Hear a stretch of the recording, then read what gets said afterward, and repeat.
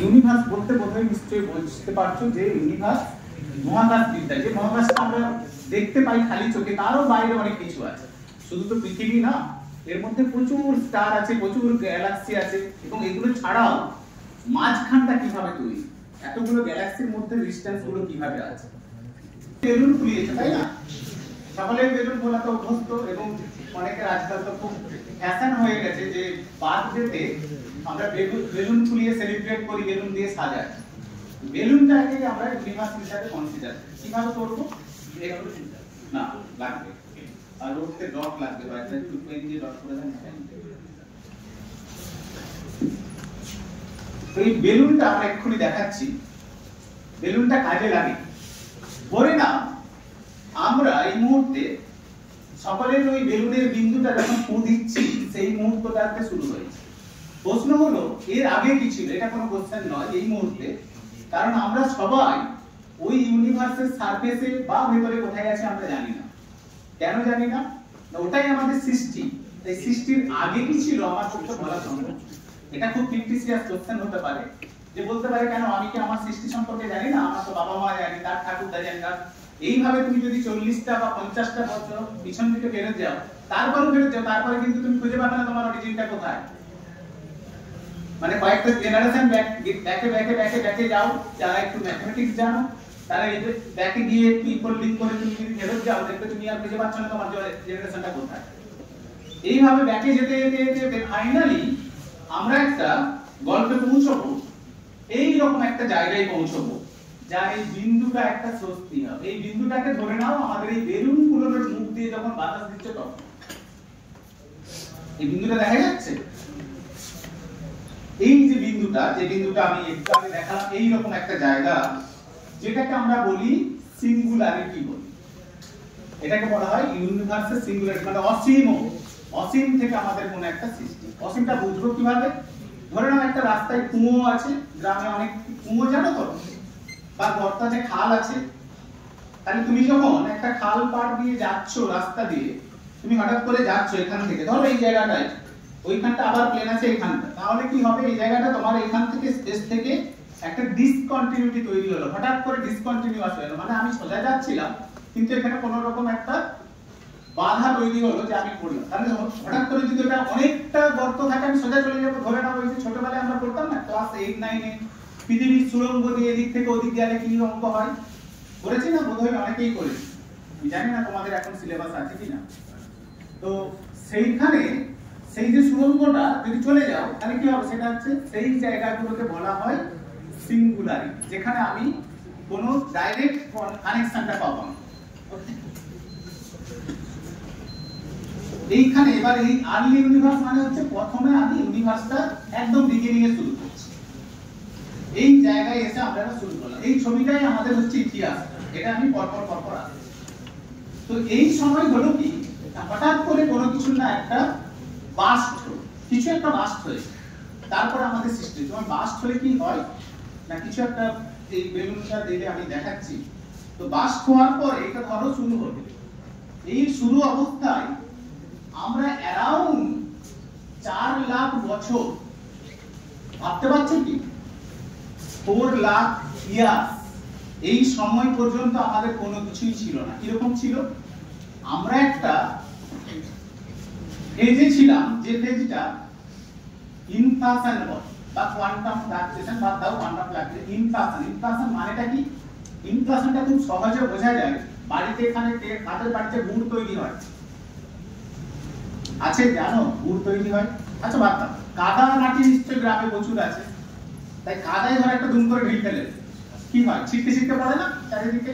তো গুড়ে যদি তুমি অনেকটা আগুন দিয়ে দাও, তাহলে কি হয়? গুড়ে ওরকম থকথকে জিনিস হঠাৎ করে ছিটকে পড়ে। এই যে ছিটকে পড়া, আমার গুড়ের লেয়ারটা ছিল সোজা, সেটা ছিটকে পড়ছে, কিছু জিনিস তৈরি, এইটাকে বলা হয় ইনফ্লেশন, মানে কেঁপে যাচ্ছে, বারবার কেঁপে যাচ্ছে। আমার সোজা ছিল বা কখনো ঢেউ খেলা না, পাকের মধ্যে দিয়ে যাবে, দেখবে এইভাবে কোনো কিছু একটা ছুড়ে দেবে, দেখবে এইভাবে চলছে, সেইটাকে বলা হয় ইনফ্লেশন। এই সময়টা অ্যারাউন্ড ছিল প্রায় 4 লাখ বছর। এই সময়ে হলোটা কি? এখানে দেখা একটা বিন্দু থেকে শুরু হলো, হঠাৎ করে এতটা দূর সে বেড়ে গেছে, হঠাৎ করে এতটা দূর বেড়ে গেছে, র‍্যাপিড এক্সপানশন হলো, এক্সপানশন মানে প্রচুর বেড়ে গেল, মানে হঠাৎ করে একটা বেলুনে যদি হিউজ পরিমাণ ফুলে বাতাস দিয়ে দাও দিয়ে হঠাৎ করে ফুলে যাবে অনেকটা, সেই রকম ভাবে ফুলে গেল। তো এই ফুলে যাওয়ার পরে এই ফেজটা সম্পর্কে এই যে এখানে একটা লেখা আছে না ডার্ক এজ, এই সম্পর্কে আধুনিক ফিজিক্স কেউ কিছু সেই অর্থে জানে না। তখন তৈরি হলো কি, এরপরে এই যে সময়টা যেটাকে আমরা দেখি লাইট, এই যে চোখে লাইট দেখছি সূর্যের আলো, সূর্যের আলোর মধ্যে একটা পার্টিকেল থাকে, জানো কি কণা বলো দেখি? ফোটন কণা। এক্স্যাক্ট, এই ফোটন এই সময়টায় মজার ঘটনা ঘটেছে, ফোটন কিন্তু তৈরি হয়। ফোটন ছিল কিভাবে?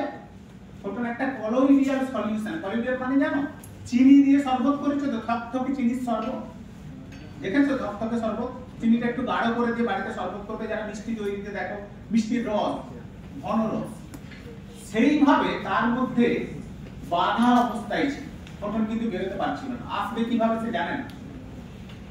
কতদিন ছিল? এই এতদিন কিন্তু ফোটন ছিল না, 4 লাখ বছর পর্যন্ত এই লাইটটা তৈরি হয়। এই সময়টা পেরিয়ে আসার পরে 400 মিলিয়ন ইয়ার্স পরে প্রথম একটা স্টার তৈরি হলো।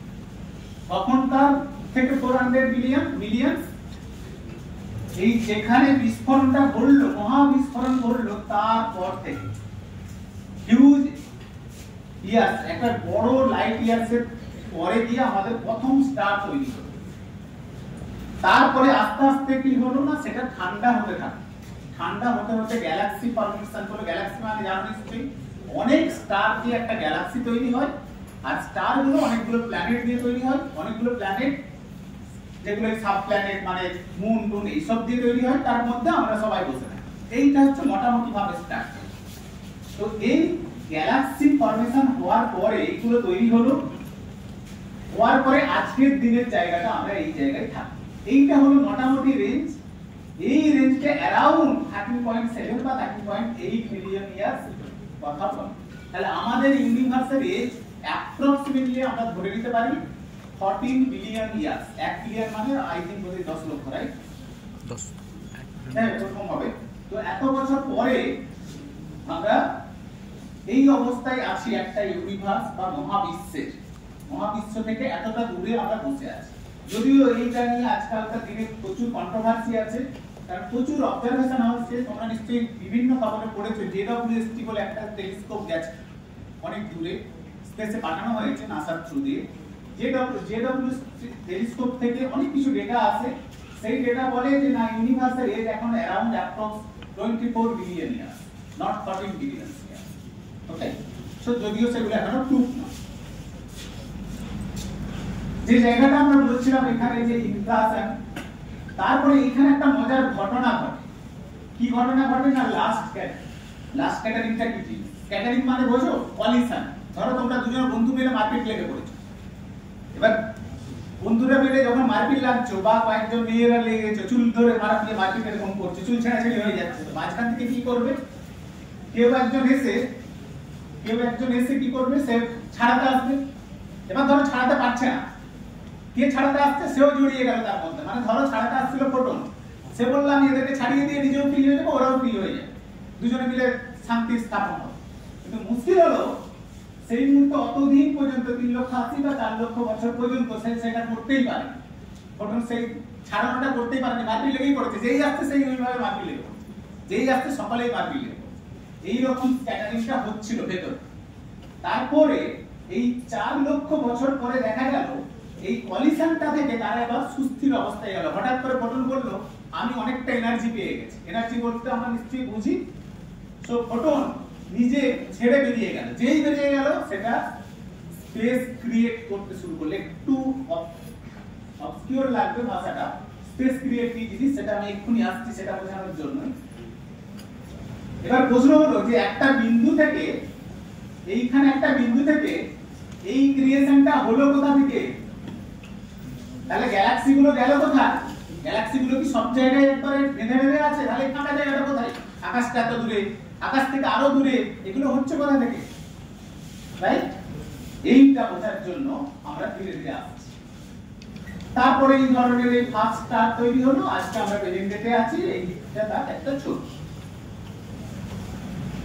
তো এইখানে হচ্ছে কি, এইখানে একটা ধরো আমরা বোঝার চেষ্টা করেছি যে surface of the last category, মানে যখন কলিশন হলো সেই কলিশনের বিন্দুটাকে ধরো তোমরা অনেকজন বন্ধু মিলে মারপিট বা ঝগড়া কিছু করছো, সেই মারপিট বা ঝগড়াটা তোমাদের স্কুলে 3 তলা বিল্ডিং এর উপর থেকে কোনো বন্ধু দেখছে, সে কি দেখবে, বা আরেকটু উঁচুতে উঠে যাও, সেটা 10 তলা বিল্ডিং থেকে তুমি দেখছো, 10 তলা বিল্ডিং থেকে যে অবজারভার যে দেখবে, সে দেখবে যে ওর নিচে একটা গোল টাইপের কিছু মারপিট টারপিট করছে, মানে পুরো জিনিসটা একটা স্ফেরিক্যাল সারফেসের মতো দেখবে।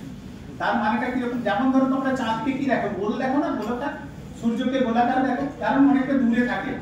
তা আমরা যখন যত দূরে দেখবো তত আমি তাকে স্ফিয়ার টাইপ দেখি। কেন দেখি, তার অনেক রকম ফিজিক্স আছে, সেগুলোর মধ্যে আমি যাচ্ছি। তো সেই রকম একটা ধরে নিলাম এখানে একটা স্ফিয়ার বা গোলক টাইপের জিনিস আছে, গোলকের মতো তৈরি হয়েছে, তাহলে গোলকের একটা ফুটবলের মতো যে জায়গা তৈরি হয়েছে, সেই ফুটবলটাকে আমি অর্ধেক কেটে দিয়েছি। এই অর্ধেক কাটার এই সারফেসটা তৈরি হয়েছে, যে সারফেস হচ্ছে স্ক্যাটারিংটা ঘটছে, স্ক্যাটারিং সারফেস। এরপর আর ওই স্ক্যাটারিং মানে হচ্ছে কলিশনটা আর হবে না, তারা সুস্থির হয়ে যায়। তখন কি হচ্ছে, রিকম্বিনেশন হচ্ছে। রিকম্বিনেশন মানে হচ্ছে ওই যে দুজনের মধ্যে গলিয়ে বন্ধ হয়েছিল বাইন্ডিংটা, সেই বাইন্ডিংটা ছেড়ে যাচ্ছে। ছেড়ে কি হচ্ছে, ফোটন লাইট কণা সে বাইরে বেরিয়ে আসছে। বাইরে বেরিয়ে এলে কোথায় যাবে, সেটা কোথাও না কোথাও যাবে, চলে যাবে। এই চলে যেতে গিয়ে সে যখন যাচ্ছে তখন স্পেস ক্রিয়েট হয়ে হয়ে হয়ে যাচ্ছে। এবার প্রশ্ন হলো লাইটের ভেলোসিটি কত, তোমরা জানো নিশ্চয়ই, কত বলো তো, কত? 3 × 10⁸ metre per second. Very good. কিন্তু যখন ইউনিভার্সটা সৃষ্টি হচ্ছে তখনকার যে পার্টিকেল, তার স্পিড কিন্তু এর থেকে অনেক বেশি, লাইটের স্পিডের থেকে অনেক বেশি। পরবর্তীকালে আস্তে করে যখন 4 লাখ বছর পরে তা থেমে গেল এই রিজিয়নটা, তখন দেখা গেল এর পরে ও আস্তে আস্তে ঠান্ডা হয়ে গিয়ে একটা কনস্ট্যান্ট স্পিড হলো, যেটা আমরা পাই। এইটা হচ্ছে তোমার ওই রিকম্বিনেশনের গল্পটা, যেখানে বিফোর রিকম্বিনেশন কি ঘটনা ঘটেছে, photon can not be escape, photon বেরোতে পারছে না। আর এখানে আফটার রিকম্বিনেশন কি হচ্ছে না, ফোটন ইউনিভার্সে ট্রান্সপারেন্ট হচ্ছে, পর বিভিন্ন জায়গায় ছুটে চলেছে। এই যখন ছুটে চলেছে কোথায় যাবে, তার তো জায়গা নেই। যেমন ধরো এবার আমি একটু বেলুনটা দেখাই, তাহলে এর প্রেজেন্সটা আমরা বুঝি কি করে, এটা বুঝি লাইট ভয় পেয়ে কোথাও দিয়ে মেকে চলে যাচ্ছে। কে আছে রে বাবা ওখানে, দেখতে পাওয়া যাচ্ছে যে লাইট হঠাৎ করে মেকে গেল, তাহলে লাইটটা বাঁকছে কারটা, কেউ তো আছে, নাহলে লাইট বাঁকবে কেন? এই যে আছে সে হচ্ছে ডার্কনেস। বুঝা গেল? তো এইটাকে বলা হয়, যেটাকে আমরা খালি চোখে দেখতে পাই না, মাইক্রোস্কোপ দিয়ে দেখতে পাই না, টেলিস্কোপ দিয়েও দেখতে পাই না, কোনো ধরনের আমি দেখতে পাই, অনুভব করতে পারি তার আছে। এইটা হচ্ছে আমাদের নরমাল ম্যাটার, যেগুলো দিয়ে আমরা তৈরি, যেখানে ইউনিভার্সের মাত্র 5% আছে, মাত্র 5% আছে যে নরমাল ম্যাটার, যার মধ্যে আবার 7% স্টার গ্যালাক্সি, তার মধ্যে আমরা আছি। তো সেইখানে আর্লি ইউনিভার্সে কি হলো, এই পজিট্রন এবং ইলেকট্রন, তোমরা নিশ্চয়ই জানো, হোল এবং ইলেকট্রন জানো তো সকলেই, পজিট্রন ইলেকট্রন, এরা ফোটনকে বেঁধে রেখেছিল। কোনগুলো ফোটন, এই যে কার্ভেচার কার্ভগুলো দেখছো না কেচোর মতো, এইগুলো হচ্ছে ফোটন, আর প্লাস সাইন গুলো হচ্ছে পজিট্রন, আর এইগুলো হচ্ছে বিভিন্ন রকম ইলেকট্রন, বিভিন্ন তার কণা আয়ন। এইগুলো আয়ন কি করলো না, ওই সময় যখন আর্লি ইউনিভার্স বেঁধে রেখেছিল। কিভাবে বেঁধে রেখেছিল, ওই কলোইডিয়াল সলিউশনের মতো তার মধ্যে থকথকে জিনিসের মধ্যে বাঁধা ছিল। সে ওই রকম ভাবে মারপিট করছে ঠিকই, কিন্তু বেরোতে পারছিল না, তার সেই পরিমাণ এনার্জি আসছিল না। তারপরে কি হলো, লাইটও বেরিয়ে এলো, সঙ্গে সঙ্গে এরাও বেরোলো, কিন্তু ইলেকট্রন পজিট্রন এরাও বেরোলো, বেরিয়ে কি তৈরি করলো, কাকে তৈরি করে, এই ভদ্রলোক হাইড্রোজেন। হাইড্রোজেনের কটা অণু নিশ্চয়ই জানো সকলে, একটা, তাহলে পরমাণু একটা, সে তৈরি করলো, এবং পরে গিয়ে এখানে হচ্ছে হিলিয়াম তৈরি করলো, হাইড্রোজেন হিলিয়াম তৈরি করলো, পরে গিয়ে এই হাইড্রোজেন অক্সিজেনের সঙ্গে মিলে গিয়ে H2O তৈরি করলো, যেটা শুধুমাত্র আপাতত পৃথিবীতেই পাওয়া যায়, আর কোথাও এখনো পর্যন্ত সেইভাবে পাওয়া যায়, চেষ্টা চলছে। এটা একটু আগে অনেকে বললেন যে চাঁদে পাওয়া যেতে পারে। তো এই নরমাল ম্যাটার কি কি দিয়ে তৈরি হয়? Normal matter proton, neutron, electron দিয়ে তৈরি। বোধহয় সকলে জানেন এটা প্রোটন, নিউট্রন, ইলেকট্রন, অ্যাটম পড়ানো হয়েছে তো সকলে ক্লাস 8 9 সকলেই না। তো এই জিনিস দিয়ে সেটা তৈরি হলো। এই তৈরি হওয়ার পরে আমাদের তৈরি হলো, আমরা তৈরি হলাম। তাহলে আমরা আসলাম কোথা থেকে? আর্লি ইউনিভার্সে এখানে তৈরি হলো, যেখানে ছিল প্রোটন, ইলেকট্রন, প্রোটন সব কম্বাইন হলো। হওয়ার পরে প্রায় ধরো 4 লক্ষ বছর পরে নরমাল ম্যাটারের অস্তিত্ব আস্তে আস্তে আস্তে আস্তে শুরু হতে শুরু করলো। তারপরে আমাদের অ্যানিমাল মানে লাইফ, জীবন তৈরি হলো। তাহলে নিউক্লিয়াস, নরমাল ম্যাটার থেকে আমরা বিভিন্ন রকম নিউক্লিয়াস পেলাম, তার থেকে বিভিন্ন ইন্টারঅ্যাকশন হলো, হওয়ার পরে আমরা এই জায়গায় পৌঁছলাম, অ্যানিমালে পৌঁছলো, লাইফ সাস্টেন। তাহলে ইতিহাসটা কি দাঁড়ালো?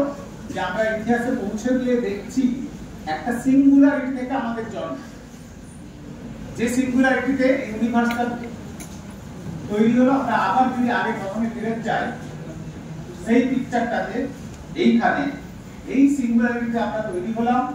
তারপরে একটা ফেজ তৈরি হলো, হঠাৎ করে র্যাপিড একটা এক্সপানশন হলো, হিউজ পরিমাণে এক্সপানশন হলো, হঠাৎ করে বেড়ে গেল। বেলুনকে হঠাৎ করে যদি অনেক ফুলিয়ে দাও যেমন বেড়ে যাবে, সেইটা হলো প্রায় 4 লক্ষ ইয়ার। 4 লক্ষ ইয়ার্সের পরে একটা ডার্ক ফেজ গেল, তারপরে বিভিন্ন জিনিস তৈরি হয়ে আজকের দিনে আমরা পৌঁছলাম, যেখানে আমাদের শুধুমাত্র 5% অর্ডিনারি ম্যাটার এবং অন্য জিনিস নরমাল ম্যাটার দিয়ে আমরা তৈরি করলাম। So that